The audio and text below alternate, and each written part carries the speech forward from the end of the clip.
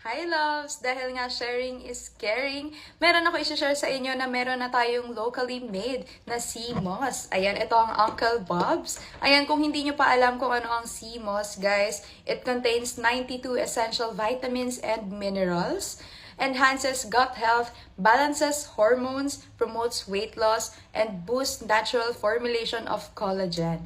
Ayan, and meron din tong 3 flavors.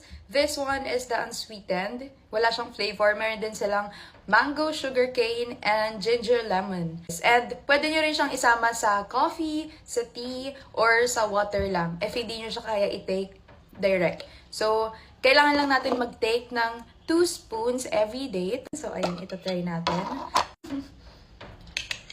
Ayan siya. Yung texture niya is parang silicone. Ayan. May taste siya guys, but hindi sobrang